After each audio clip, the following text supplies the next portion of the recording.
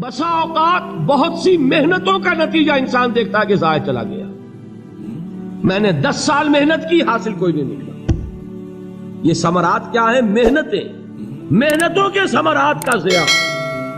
کوشش آپ نے کی، قسمت کی خوبی دیکھی ہے، ٹوٹی کہاں کمن، 2-4 ہاتھ جب کے لبے بام رہ گئے. Be prepared.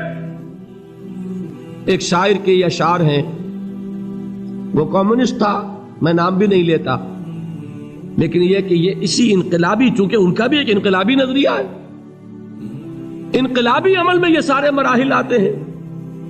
کوئی سیٹ بیک آیا، فرض کیجئے کوئی ناکامی ہو گئی، تو اپنے ساتھیوں کو دل بندھانے کے لیے یہ فصل امیدوں کی ہمدم اس بار بھی غارت جائے گی، سب محنت صبحوں شاموں کی اب کے بھی اکارت جائے گی. میرے نبی کے ثمرات کا جو لفظ یہاں آیا ہے، وَنَقْصٍ مِّنَ الْأَمْوَالِ وَالْأَنفُسِ وَالثَّمَرَاتِ، سب محنت صبحوں شاموں کی اب کے بھی اکارت جائے گی. دھرتی کے کونوں کھدروں میں پھر اپنے لہو کی کھاد بھرو، پھر مٹی سینچو اشکوں سے، پھر اگلی رت کی فکر کرو، پھر اگلی رت کی فکر کرو، جب پھر ایک بار اجڑنا ہے. ایک فصل پکی تو بھر پایا، تب تک تو یہی کچھ کرنا ہے. ایک مقصد ہے سامنے، انقلاب برپا کرنا ہے. ایک کوشش ناکام ہو جائے کوئی پرواہ نہیں، نیکسٹ. پھر تیار رہو ناکامی کے لیے. ایسا نہ ہو جو انگریزی میں کہتے ہیں hope for the best but be prepared for the worst. ایسا نہ ہو کہ دوسری مرتبہ ناکام ہو کے بددل ہو جاؤ، تمہاری ہمتیں جواب دے جائیں. نہیں، پہلے سے تیار رہو کہ دوسری مرتبہ بھی ناکامی آئے تو آئے، لیکن جب تک کہ کامیابی حاصل نہیں ہوتی ہمیں یہ کام کیے چلے جائیں. دیکھیے سیرت میں آیا کہ نہیں یہ واقعہ. بدر میں مسلمانوں کو فتح ہوئی تو احد میں زک پہنچی کہ نہیں؟ 70 صحابہ شہید ہوئے کہ نہیں؟ اگر ان کی ہمتیں جواب دے جاتی تو گاڑی کیسے چلتی آگے؟ تو فرمایا وَلَنَبْلُوَنَّكُمْ بِشَيْءٍ مِّنَ الْخَوْفِ وَالْجُوعِ وَنَقْصٍ مِّنَ الْأَمْوَالِ وَالْأَنفُسِ وَالثَّمَرَاتِ. ہم تمہیں لازم آزمائیں گے، خوف کی کیفیت سے، فقر و فاقے کی کیفیت سے، بھوک سے، جان کے نقصان سے، مال کے نقصان سے، محنتوں کے حاصل کے ضائع ہو جانے سے. وَبَشِّرِ الصَّابِرِينَ، اور اے نبی بشارت دیجئے صبر کرنے والوں کو. الَّذِينَ إِذَا أَصَابَتْهُمْ مُصِيبَةٌ، وہ کہ جب ان پر کوئی تکلیف آئے، کوئی مصیبت آئے، کوئی آزمائش آئے، قالوا انا للہ و انا الیہ راجعون، وہ یہ کہیں کہ ہم اللہ ہی کے ہیں، اللہ ہی کی طرف لوٹ جانا ہے. یہ وہی انداز ہے جو میں نے فارسی کا شعر سنایا تھا آپ کو کہ سرے تسلیم خم ہے جو مزاج یار میں آئے. وہ ہمارا مولا ہے، ہمارا آقا ہے، اگر اسے یہی منظور ہے تو ہمیں بھی یہی منظور ہے. میں نے تسلیم و رضا کی بات کی تھی نا، آپ کو کچھ شعر سنائے تھے.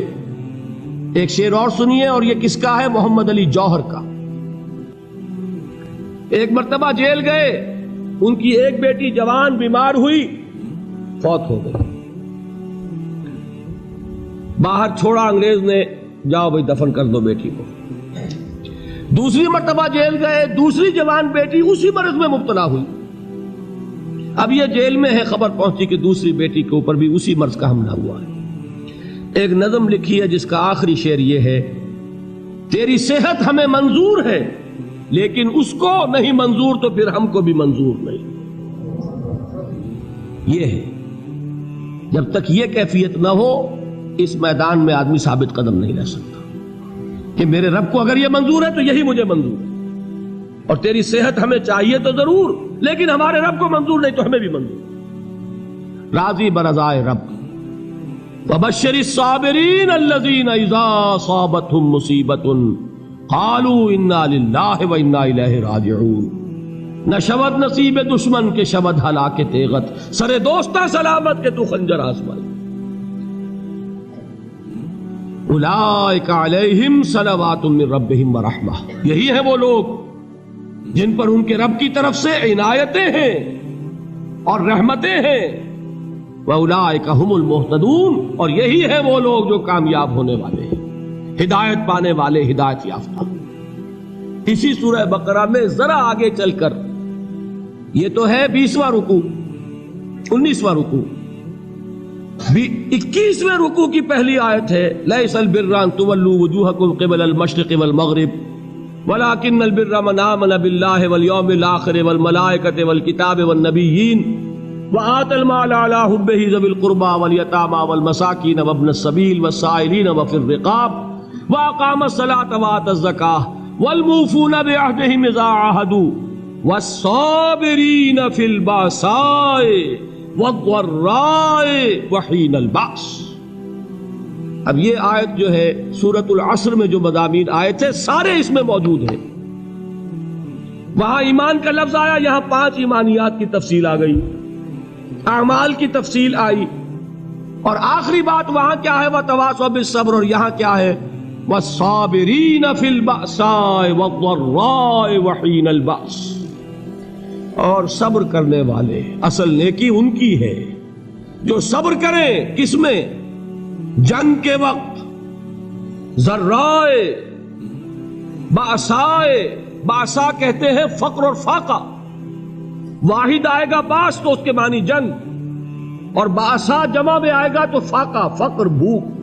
اور ذرائے جسمانی تکلیف، ضرر جسمانی تکلیفوں میں صبر کرنے والے، فقر اور فاقے میں صبر کرنے والے، اور جنگ کے وقت صبر کرنے والے. اولئک الذین صدقوا واولئک هم المتقون. یہ ہیں وہ لوگ جو صبر کرنے والے ہیں، یہ ہیں جو سچے ہیں، جو اپنے دعوے میں نیکی کے اور ایمان کے صادق ہیں، اور یہی وہ لوگ ہیں جو متقی. اگلی سورت ہے سورہ آل عمران. اس میں 2 لفظ آئے ہیں آخری آیت، یا ایھا الذین آمنوا اصبروا وصابروا ورابطوا واتقوا اللہ لعلکم تفلحون. دیکھیے یہاں صبر اور صابر جو تعلق جوہد اور جہاد کا ہے وہی ہے صبر اور مصابرت. صبر ایک طرفہ عمل ہے، آپ جھیل رہے ہیں، برداشت کر رہے ہیں. صبر علی المعصیہ، صبر علی الطاعہ، صبر علی الابتلاء، یہ سب کیا ہے؟ صبر. اور مصابرت کیا ہے؟ صبر کا صبر سے مقابلہ. یہ سورہ آل عمران اب وقت نہیں ہے، میں آپ کو سناتا اللہ تعالیٰ نے کیسے کیسے مسلمانوں سے کہا.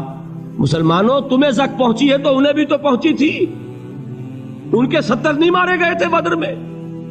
ان کے حوصلے جو ہیں وہ تو پست نہیں ہوئے، وہ اگلے سال آ گئے تم پر چڑھائی کر کے. تم کیوں اتنا برا مان رہے ہو؟ تمہارے دل اتنے زخمی کیوں ہو گئے؟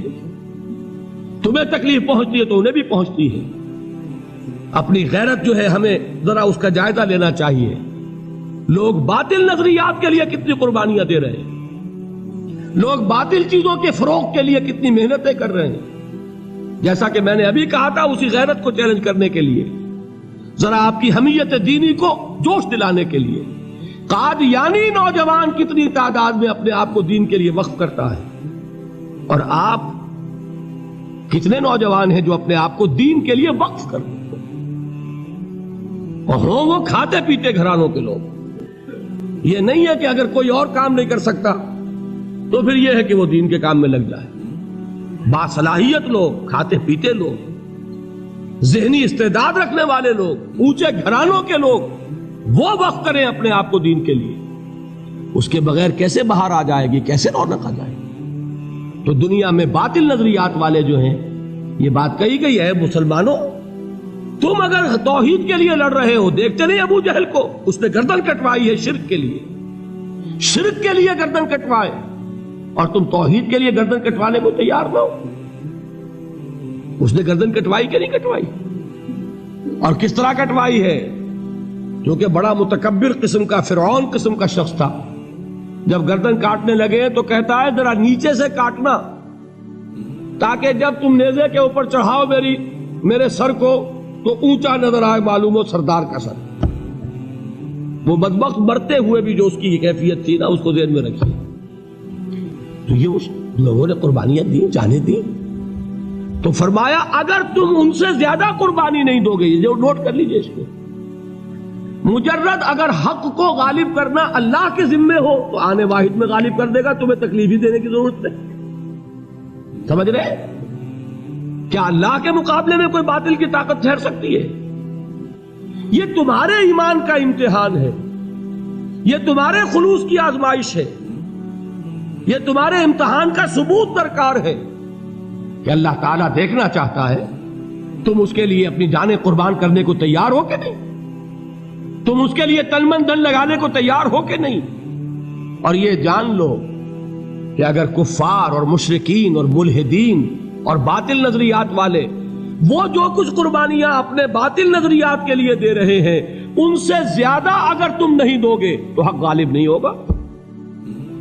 انہوں نے جو صبر کیا ہے اپنے باطل نظریات پر، اگر تم اس سے زیادہ صبر کا ثبوت نہیں دو گے اپنے اس حق پر تو حق غالب نہیں ہوگا۔ اس لیے فرمایا یا ایھا الذین آمنوا اصبروا وصابروا، نہ صرف یہ کہ صبر کرو بلکہ صبر میں اپنے دشمنوں سے آگے نکلو، ان کے صبر سے بڑھ کر صبر کرو۔ وَرَابِطُوا، مرابطہ کہتے ہیں چوکس رہنا، ہوشیار، پہرا دو، ایسا نہ ہو کہ دشمن جو ہے غفلت میں تمہارے اوپر کوئی حملہ جو ہے کر بیٹھے۔ وَاتَّقُوا اللَّهَ، اور اللہ کا تقوی اختیار کرو، لعلکم تفلحون، تاکہ تم فلاح پاؤ۔